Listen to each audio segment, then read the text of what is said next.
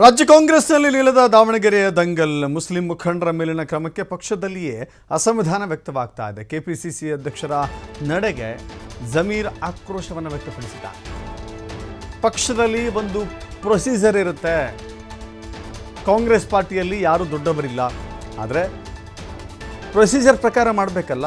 ಏಕಾಏಕಿಯಾಗಿ ಜಬ್ಬಾರ್ ಅವರನ್ನು ತೆಗೆದು ಹಾಕಿದ್ದು ಯಾಕೆ? ಅಲ್ಲಿ ಪ್ರೊಸೀಜರ್ ಫಾಲೋ ಆಗಿಲ್ಲ, ವಿವರಣೆ ಕೊಡೋಕ್ಕೆ ಅವಕಾಶ ನೀಡಬೇಕಲ್ಲ.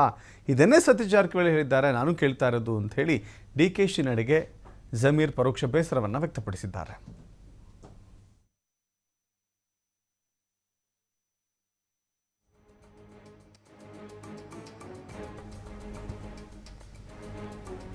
ಜಬ್ಬಾರ್ ವಿರುದ್ಧ ಕ್ರಮವನ್ನು ತೆಗೆದುಕೊಳ್ಳಲಾಗಿದೆ. ಕಾಂಗ್ರೆಸ್ನಲ್ಲಿ ಒಂದು ಶೋಕಾಸ್ ನೋಟಿಸನ್ನು ಕೊಡಬೇಕಾಗಿತ್ತು. ಶೋಕಾಸ್ ನೋಟಿಸ್ ಮೂಲಕ ಉತ್ತರವನ್ನು ಪಡೆದುಕೊಳ್ಳಬೇಕಾಗಿತ್ತು. ಆ ಉತ್ತರ ಸಮಂಜಸವಲ್ಲ ಅಂತ ಹೇಳಿದ್ದಾಗಿದ್ದರೆ ಕ್ರಮವನ್ನು ತೆಗೆದುಕೊಳ್ಳಬೇಕಾಗಿತ್ತು. ಏಕಾಏಕಿ ಕ್ರಮ ಅಂತ ಹೇಳಿದ್ರೆ ಆ ನಿಯಮಾವಳಿಯನ್ನು ಅನುಸರಿಸಿಲ್ಲ ಅನ್ನೋದು ಜಮೀರ್ ಬೇಸರಕ್ಕೆ ಕಾರಣ. ಏಕಚಕ್ರಾಧಿಪತಿಯ ರೀತಿಯಲ್ಲಿ ಕಿತ್ತು ಹಾಕ್ತೇನೆ ಅಂತ ಹೇಳಿದರೆ ಎಷ್ಟರ ಮಟ್ಟಿಗೆ ಸರಿ ಅಂತ ಹೇಳಿ ಅನೇಕರು ಚರ್ಚೆ ಮಾಡ್ತಾ ಇದ್ದಾರೆ. ಬಟ್ ಜಮೀರ್ ಹೇಳ್ತಾ ಇದ್ದಾರೆ, ಆ ಪ್ರೊಸೀಜರ್ ಯಾಕೆ ಫಾಲೋ ಆಗಿಲ್ಲ ಅಂತ ಹೇಳಿ ಪ್ರಶ್ನೆ ಮಾಡಿದ್ದಾರೆ.